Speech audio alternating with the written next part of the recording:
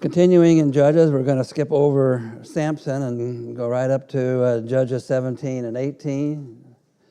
I say a little known story about Micah and the Levite and the relocation of the Danites.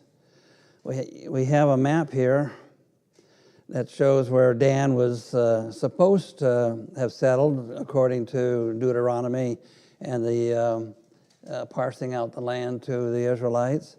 And right next to them or above them is Ephraim, the tribe of Ephraim, and they are involved in a lot of the stories we have in Judges. This slide here, I believe, is just set up to show where we're at. Estoril and Zorah is the area in that part of the country, and that's where Micah is at. The Levite comes from Bethlehem, which you can see is to the right and down a little bit. I have no idea what the mileage marker on this, how many miles we're talking. Is it 20 or 30, or is it 10 or 15? I don't know. But that's a lot of tribes, a lot of cities where they settled. And so we'll try to get into the Word, and we'll go through the booklet as well and look at the questions. Do I have a volunteer to read chapter 17 for us? Okay. The whole chapter? Judges chapter 17. Yeah, there you go. All right. New American Standard. Now there was a man of the hill country of Ephraim, whose name was Micah. He said to his mother, "The 1,100 pieces of silver which were taken from you, about which you uttered a curse in my hearing, behold, the silver is with me. I took it." And his mother said, "Blessed be my son by the Lord." He then returned the 1,100 pieces of silver to his mother, and his mother said, "I wholly dedicate the silver from my hand to the Lord for my son to make a graven image and a molten image. Now therefore I will return them to you." So when he returned the silver to his mother took 200 pieces of silver and gave them to the silversmith, who made them into a graven image and a molten image. And they were in the house of Micah. And the man Micah had a shrine. And he made an ephod and household idols, and consecrated one of his sons that he might become his priest. In those days there was no king in Israel. Every man did what was right in his own eyes. Let's stop there for a minute, okay? That's about halfway through, I believe. So I think the key verse there is just the one we finished up with. In those days there were no kings, and everybody did just as they saw fit, what was best in their eyes and so forth. And that kind of highlights all the stories we have in Judges, as we know. Just about every story we have there, from Gideon to Samson, that phrase comes up, and it's also the last phrase we read about in the last chapter of Judges. So here we have the story. I thought it's a little known story. I don't think many people study it, and even when I was studying on it, I asked myself, why is this story here? You know, what's so important about the story that God wants us to hear this?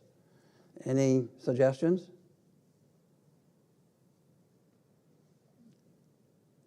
Why does God want us to hear this? Study this, read this? It's history. Yeah. You know, it's a story about the way the people lived when they stopped worshiping God according to his commands. It's just one of those stories that they did as they saw fit rather than obeying the Mosaic law and the commandments of God. And so we have this story about Micah. He supposedly stole some silver from his mother, and he admitted to it. So we're going to go through some of the first questions about this chapter. So how did Micah's ephod come to exist? Well, we just read that. Micah stole 1,100 pieces of silver from his mother. His mother uttered a curse against whoever had taken it, and Micah must have heard him because he returned it to her. In her joy of getting it back, she decided that she would use it to make a molded image, and Micah decided that he will make an ephod from some of the silver and some household gods. So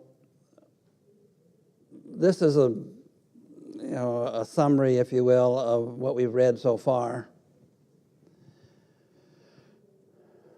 So what irony do you see in Micah's mother's decision as to what she would do with the silver? Where's the irony? It's going to something evil. Pardon? It's going to something evil. Yeah. Well, she did a curse on whoever stole it. She didn't know who stole it. And we can assume that just maybe her son heard that curse and decided to give it back to her. So a question I had in my mind when I was studying this is maybe two questions. Can a curse be overridden, done away with by a blessing, and vice versa? Can a blessing be done away with by a curse? What ideas do you have? Sure. Pardon? I said sure. You think so? Yeah, you have that one guy who wrestled the angel forever. He said, bless me. And the angel kept saying no. And then finally, the angel blesses him, but he also cursed him and flicked his ankle. Yeah, well, in these days, God did curse the Israelites for not obeying his commandments.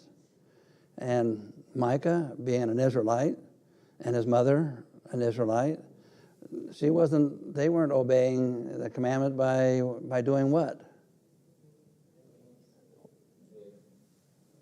Pardon? Well, she consecrated everything to the Lord, and then she turned around and made an idol out of it, which really is not consecrated to the Lord. Well, let's see here. She decided to dedicate the silver to the Lord. Does the Lord ask for money, ask for silver? Does he ask for us does he need the money? No, he doesn't. He does not. But the Lord had made it abundantly clear that he did not want his people making any images at all. And where do we read that at? Where did God make that command? Ten Commandments. Pardon? The Ten Commandments. That's right. The Ten Commandments. Yep. Don't make any image of. You don't want him worshiping an image. So he says he did not want his people making any images at all, either of him or anything in the earth. Comes from Exodus 20 and verse 4, part of the Ten Commandments. We do not know how she justified this in her mind. Have you ever justified something in your mind that you maybe really knew wasn't what God wanted you to do or something? Maybe it's human nature that humans do that sometimes. I want what I want, and I'm going to do this. It's not that bad a deal, It could be. Could be. So that's how I looked at the story was a curse was overridden, was countered by a blessing by Micah's mother. And I just wondered in my mind, I just don't remember too many stories in the Bible where we see that happening, that a curse was overridden and vice versa. A blessing was overridden by a curse when someone doesn't do what God wants them to do. So we continue in this story, and Micah has a Levite come visit him. Now, what tribe were the Levites from? Tribe of Levi, right? Yeah. But we have questions about the motives of this Levite in the story when he comes. For whatever reason, he left Bethlehem to find a place to live. It happened upon Micah's house where, when it was learned that he was a Levite, he was invited to live with Micah and be his personal priest. Have you ever thought about having a preacher live with you and think you're going to have good things come upon you because you have a preacher living with you? Micah told him that he would pay him 10 pieces of silver per year, a suit of clothes, one suit. Did he wear it all year long? And also his room and board. So we don't know much about the Levite. we have to read between the lines, as your book, lesson book said, that you have to kind of read the lines and find out what kind of Levite was he. Was he a real strong believer in the Mosaic law? I don't know. So we'll continue on this part. What did Micah's motivation in asking a man to live to be his priest?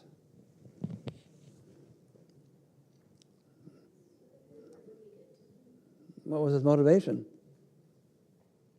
So he prospered. Pardon? So he would prosper. Yeah, thought he'd get wealthy. God's going to bless my house because I have my own priest, you know, and so forth. Did it say that? Pardon? Where did it say that? We're reading between the lines, as verse 13, 17, verse 13. Oh, there it is. Somehow he had decided that if he had his own priest to the Lord, that God would bless him. And maybe blessing him means he would become wealthy. I don't understand this because Micah loves his idols. Pardon? Micah loves his idols. Yes. So this doesn't make any sense. It is unknown what passage in the Mosaic law anyone would suggest such an idea. There's nothing there in the Mosaic law about being a personal priest or blessing others that would become wealthy. But Micah doesn't even believe in... Pardon? Micah doesn't believe in the true Lord. He believes in his trinkets. So this doesn't make any sense. He has other gods, the idols in his house. Yeah. So why does he care about the Lord, you know? Why does he care about Big G if he's into the little G's? You know what I mean? He's probably not caring about the true God. Yeah. It's a mix of religions, which is what people do. Pardon? It's mixing religions, which is what people do even today. Yeah. You have people who, want to follow God, but they want to add something to it. What does that call? Syncretism? Where you sync up multiple religions to form what you want to believe. And that's what the Israelites did when they moved into Canaan, the land of the Canaanites and so forth. And when they didn't get rid of them, they just adopted their religion, their gods, their idols. And in the case of Micah, he obviously wanted his own idol in his house and his own ephod. And, he thought he was going to get rich by having a priest living with him, working for him. Pardon? He's just trying to collect them all. Yeah. At this time, where was the tabernacle? Do you recall? Anybody recall where was the tabernacle? And yet, who said that? Shiloh, right. So the priest wasn't following the Mosaic law if he thought he could hold a service in someone's house, in a different town and so forth. At this time, the tabernacle was located in Shiloh, and if he was any kind of a priest that knew what the Mosaic law said, he would know that's where you go to worship God, not in your house with idols and so forth. The Levite, who should have been eminently familiar with the Mosaic law, would know that God had been clear that there was only one location for offering any sacrifices to the Lord, and that was wherever the tabernacle was located. And we know in the hundreds of years, the time of Judges, the tabernacle did get moved around, but basically, for the most part, it was in Shiloh. God had been clear that there was only one location for offering any sacrifices to the Lord, and that was wherever the tabernacle was located. And he would know that the law, talking about the Levite, would know that the law was also clear that the priest to serve the Lord would have to come from the descendants of Aaron and not just any Levite. Again, we don't know, the Levite doesn't say he's from the tribe of the lineage of Aaron. A Levite, not all Levites were priests either, as you know. And of course, he would also be aware that God had prohibited graven images from the Ten Commandments. Hence, it does not appear that the Levite was genuinely interested in serving the Lord. He just wanted a place to lay his head, get some food, get some clothes, and get a little money, I guess. That's what you read about in this story. On the surface, what does the statement, no inheritance among the tribes of Israel had fallen to them, suggest? Now we're down into chapter 18 of Judges. Okay? Someone want to read chapter 18? You got a volunteer to read chapter 18?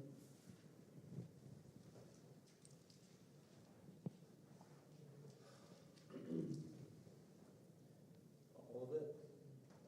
Okay. All of it, right? Yep. Okay.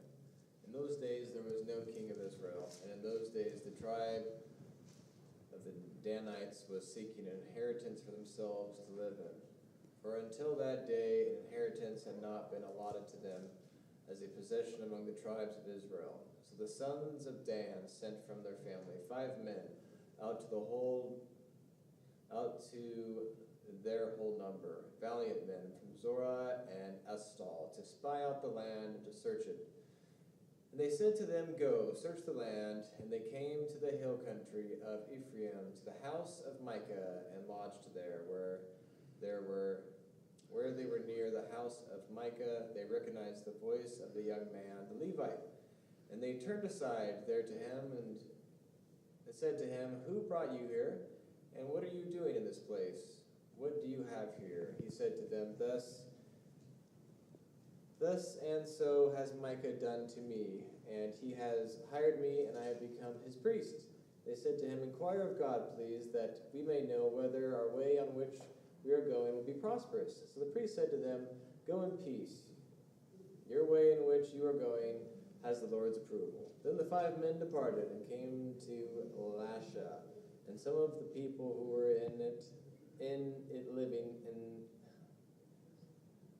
came to Lasha and saw the people who were in it living in security, after the manner of the Sidonians, quiet and secure, for there were no ruler humiliating them for anything in the land.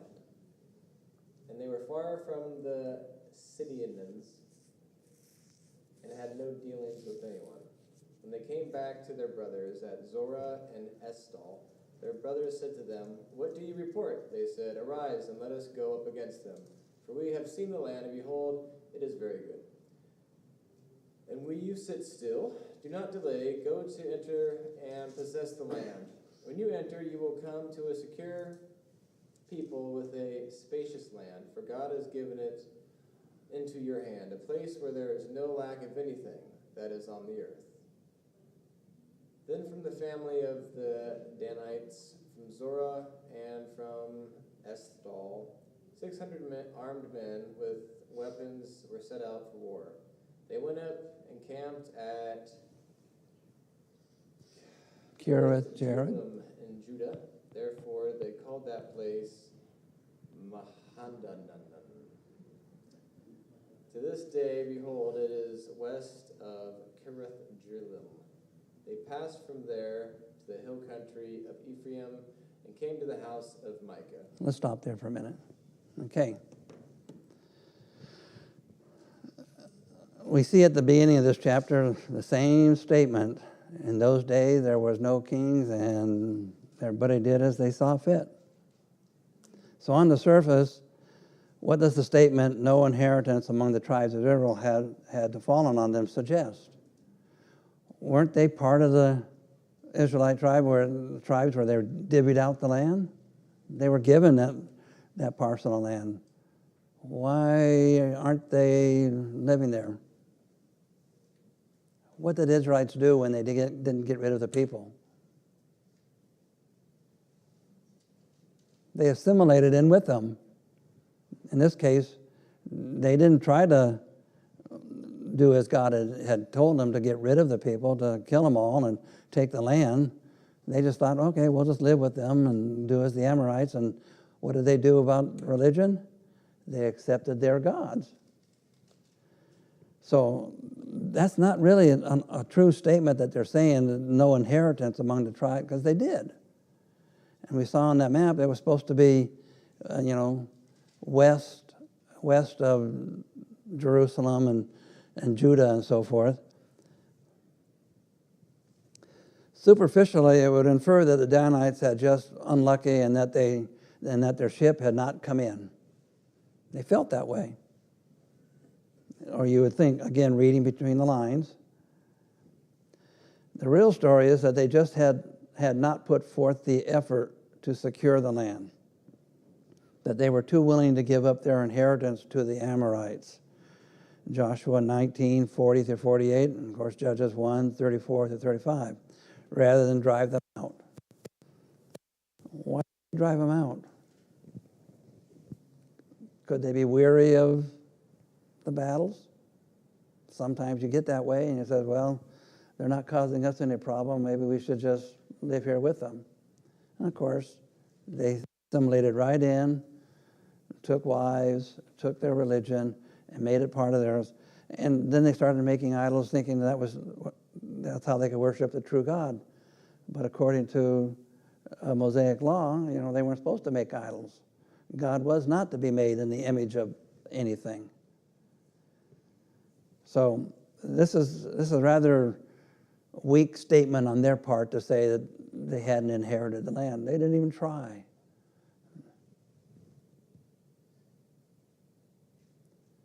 What is your assessment of the Levites' response to the spies? Is that where we go next? Yeah, let's go down and get someone to start from verse 14. Go ahead, Anil. Then the 5 men who had gone to scout out the country of Levite said to their brothers, "Do you know that in these houses there are an ephod, household gods, a carved image, and a metal image? Now therefore consider what you will do." And they turned aside there and came to the house of the young Levite at the home of Micah and asked him about his welfare. Now the 600 men of Danites, armed with their weapons of war, stood by the entrance of the gate. And the 5 men who had gone to scout out the land went up and entered and took the carved image, the ephod, and the household gods, and the metal image, while the priest stood by the entrance of the gate with 600 men armed with weapons of war. And when these went into Micah's house and took the carved image, the ephod, and the household god, and the metal image, the priest said to them, "What are you doing?" And they said to him, "Keep quiet, put your hand on your mouth, and come with us and be to us as a father and a priest. It is better for you to be priest to the house of one man, or to be priest to the tribe and clan in Israel." And then the priest was glad. He took the ephod and the household gods and the carved image and went along with the people. Okay, let's stop there. So what is the assessment of Levi in response to the five spies?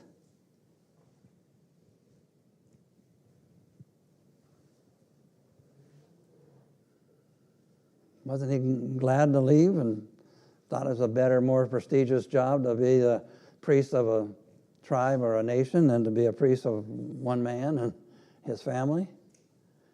So we see here a little bit about what was the motivation for the Levite. It seems to be the classic example of telling someone what they want to hear. We have no indication in the narrative that the Levite even pretended to seek God's opinion on their mission. Secondly, we have no indication elsewhere in the scriptures that this Levite would have any ability to secure the Lord's guidance, since he was not the high priest, nor did he have the Urim and the Thummim. In short, he lied. So what is the Urim and the Thummim? Remember what that is? That's how they determine God's will. I guess it was like 2 buttons on the ephod that the high priest wore or something, and somehow they could put them together like this, and whichever one came up, one was going to be yes and one was going to be no, I think, or something like that. We know in later times, like during the time of the beginning of the church, when the disciples drew straws, and that was another way how you got the answer from God based upon who picked the smallest straw or whatever, however they did that. So that's another area that the priest is not doing his job or isn't following the Mosaic law. He is selfish. Maybe he's thinking he's going to get rich because now he's got a whole nation that he's going to preach to. We just read 14 through 20, summarize the action of the 600 after they arrived at Micah's house and after they left. So what happened there? Do we need to continue reading? Okay. Who wants to read from 21 to 26? Okay. Volunteer? Okay, John? Then they turned and departed and put the little ones and the livestock and the valuables in front of them. When they had gone some distance from the house of Micah, the men who were in the houses near Micah's house assembled and overtook the sons of Dan. They cried to the sons of Dan, who turned around and said to Micah, "What is the matter with you, that you have assembled together?" He said, "You have taken away my gods which I made, and the priest, and have gone away. And what do I have besides? So how can you say to me, 'What is the matter with you?'" The sons of Dan said to him, "Do not let your voice be heard among us, or else fierce men will fall upon you, and you will lose your life with the lives of your household." So the sons of Dan went on their way, and when Micah saw that they were too strong for him, he turned and went back to his house. Okay. So we see that Micah got some men together and went after them, but probably greatly outnumbered. The 600, informed by the 5 spies of the household gods, ephod and assorted images, stood by at the gate while the spies went in and took the item. When the Levite objected, they strongly urged him to accompany them. He wasn't kidnapped. He wasn't, really forced. It doesn't look like he was forced. He was gladly went. Later, Micah realizes his loss and pursues the Danites with his neighbors. And when he catches up with them, they convince him that it was in the best interest to leave them alone. Of course, it's best interest when you're outnumbered. You don't want to, you want to assess the situation, and you don't want to be outnumbered in that case. Was the Levite upset at being kidnapped? I don't think it said kidnap. Did Micah, Levite, and the household idols bring him the prosperity he envisioned? And do you feel much pity for Micah?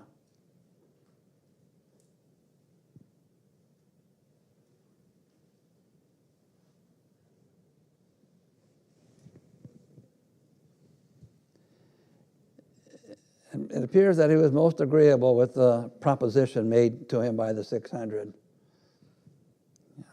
He wasn't going to fight them. Sadly, or maybe not, he lost all of the silver that went into the images, the money and the clothes he had paid the Levite, and the services of the Levite. We don't know if he really prospered in the time that the Levite was there. What services was the Levite providing him? Yeah. What services? He was the priest and father. He blessed them. He would burn incense or sacrifices for him, knowing that you should have been at Shiloh to do that, not in someone's house. Gotcha. Given that his actions largely represent an attempt to bribe God, it is hard to feel any real pity for Micah. Again, we go back to the beginning there where he thinks he's going to get rich. He's going to be wealthy by having his own personal priest, a Levite, and so forth. So, any other comments about this? Yes. I'm just saying this whole story on the macro and the micro level is to teach us or to show us what the attitude was among the Israelites at that time. The tribe of Dan hadn't fully taken their inheritance. Right. They were being lazy. They were what they had. They were unhappy with, and different piece of land. People like Micah worship whatever gods they want, looking to just get ahead, to prosper here on the earth, creating their own rules. Others come and take them away. It's just a demonstration of the single verse that says all men, men did what they felt was right. That's right. I mean, it's just That's right. an indicator at all levels that that's what things were like during this time. And when the judges would come, obviously things might improve a bit, but you can see where the children of Israel are headed as far as their keeping the laws that the law was given. They just fit right in with the Amorites, didn't they? I mean, they just felt comfortable. They didn't follow through on trying to get rid of them and have the land to themselves, and maybe they weren't real happy. And that's why they sent out the spies to see if it was better land someplace, another city or something. We'll see that as we continue here. Okay, finishing up the chapter. Then they took what Micah had made and the priests who had belonged to him and came to Laish, to a people quiet and secure, and struck them with the edge of the sword, and they burned the city with fire. Remember, the spies saw that this was a lush land. I mean, it was beautiful. It's in the hill country, probably just a little bit north of Torah and Eshtaol. And there was no one to deliver them because it was far from the Sidonians, and they had no dealings with anyone. And it was in the valley in which is near Beth Rehob. And they rebuilt the city and lived in it. And they called the name of the city Dan, after the name of Dan, their father, who was born in Israel. However, the name of the city formerly was Laish. The sons of Dan set up for themselves the graven image, and Jonathan, the son of Gershom, the son of Manasseh, he and his sons were priests to the tribe of Danites until the day of the captivity of the land. What is this reference to, this last one, day of the captivity? I think it's a reference to the Babylonian captivity. So they set up for themselves Micah's graven image, which had been made all the time that the house of God was at Shiloh. So that's how we find out the house of God, the tabernacle, was at Shiloh. But we see here that the Levite didn't ask of God if there was going to be a successful war, a campaign, or whatever. But they still went in with 600, and the people that were living in Laish, it was beautiful property, beautiful area, but they was pretty much unprotected. Maybe they were under the oversight of the Sidonians, but the Sidonians were far away from them, and that's how they could go in and take over the city. So the summary here would be the report of the spies was accurate. The 600 men went to Laish and wiped out the entire city. The Levite and his sons served as priests of the city of Dan for several years. The reference there is to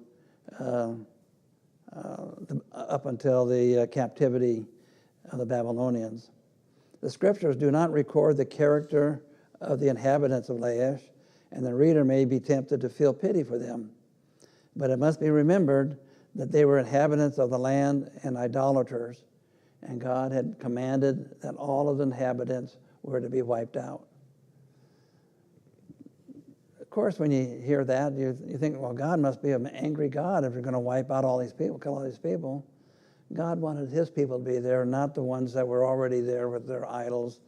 And so that was... So, any other comments about these two chapters? Like I said, I asked myself when I read it, in fact, in your lesson book, you see that knowledgeable people think this probably happened closer to the beginning of the time of the judges rather than at the end of the time of the judges, because of the reference to Eli's, Moses' brother's family or whatever. But we don't know that. We don't know that for sure. Yes, John? It seems like when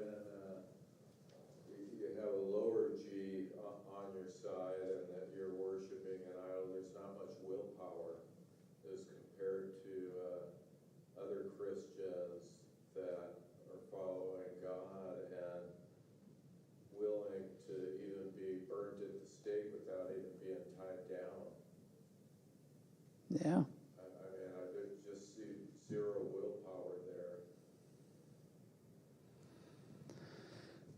Well, going back to our lesson book, we now have some true and false questions. Micah confronted the Danites with his neighbors about his household gods, little g. True or false? True. True. 18:22, chapter 18, verse 22. The Danites sent their children and livestock ahead of them as they left Micah's house. True or false?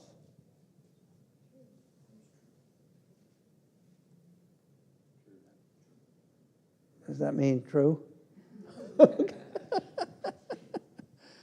And that's 18 and verse 21. The Levite suggested that God be inquired about the spies' plan. The spies came, and they wanted to know if they were going to be successful and so forth. Did the Levite inquire of God? No, he just told them what they wanted to hear, didn't he? So that one's false. 18 and verse 5. The Levite's wages from Micah were 10 pieces of silver per year, new clothes, and food and shelter. True, yeah. 17 and verse 10. Micah's mother paid the silversmith to make a molded image and a carved image. True. So these were the slides that Brent gave me, and so I thought I'd come up with just a couple of more things to talk about because I didn't think I'd make 45 minutes. So here's my final thoughts, and then I'll give you my little commercial.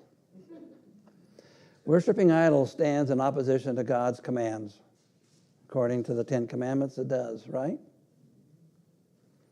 External religious actions are not enough. Faith in the true God is required.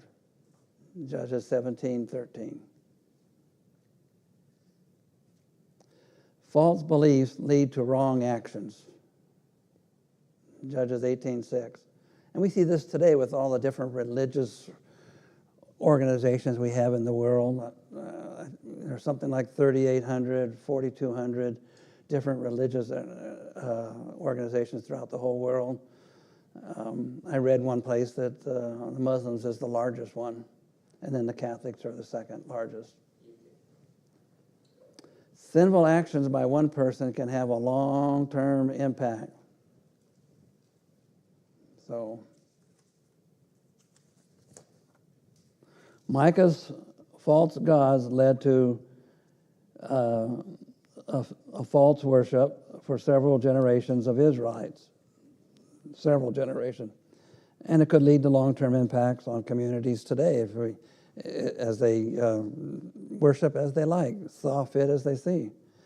That's what's so beautiful about the Bible. It kind of controls us. You know, you don't go beyond it, and you try your best to do all that you can read about in the Bible. So that's the lesson, but here's my commercial. When Brent asked me to do this, I started reading.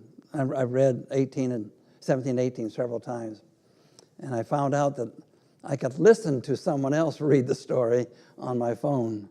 So YouVision on my phone has different translations that they've had readers. And I thought it was interesting how he come up with how do you pronounce some of these names like Laish and Esterol and Torah. And it's always been a problem of mine trying to pronounce some of these names. Even Chase had a problem pronouncing some of them, didn't you? Yeah. And so I would suggest, and then today Pat was on our computer and found out that at Bible Gateway, if you go there, you can get some translations that are you can listen to it rather than trying to read it yourself and mispronounce and get frustrated with trying to pronounce those names and so forth. I highly recommend YouVision. I can sit at work while the kids are doing their worksheets and so forth, and I can listen to the Bible because it comes through my hearing aids. And that's I can do that. So I would encourage, if you think you're you're having trouble reading these names and it's frustrating you, just listen to it And the readers have pleasant voices. I think they're pleasant. Don't you, Pat? So, pardon? It's nice to listen to different versions, too. You can listen to different versions too. I mean, they have King James, they have the NIV, they have the New American Standard. They didn't have the American Standard, so I didn't get to listen to that one. And I know that Brent uses the American Standard a lot. But he also uses the New American Standard too. So, any questions? Yeah. Why did Brent have us skip Samson? He's going to do it. Oh, he wanted to just save it for himself. That's right. That's right. As you recall, he was gone when we were going to do Abimelech, and he had Josh do that lesson.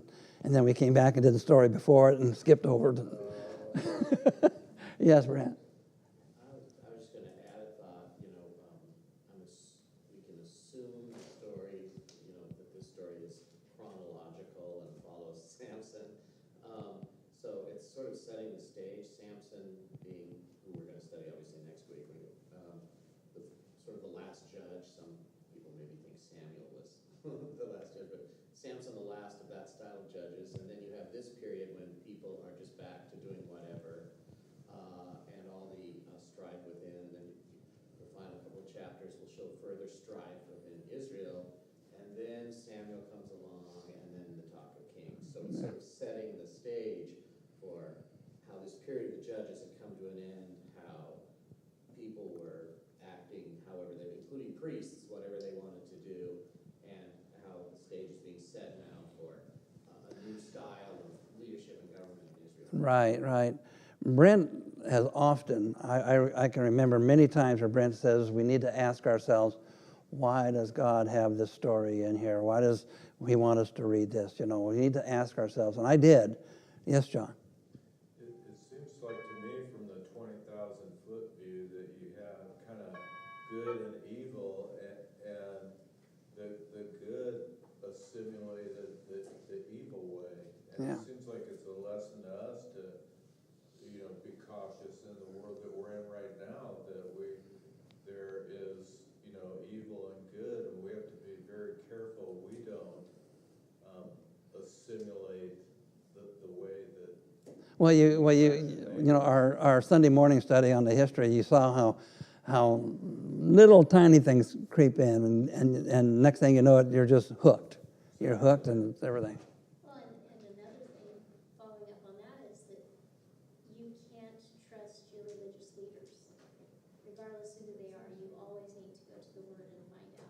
I mean, they went to their priest. What does God want us to do? Oh, you're okay. No, you still need to check. Well, during the Dark Ages, which they didn't have the written word, it was what the priest told them, But I believe with all my heart that during the Dark Ages there were congregations of the Lord's Church doing their best to follow what they had learned.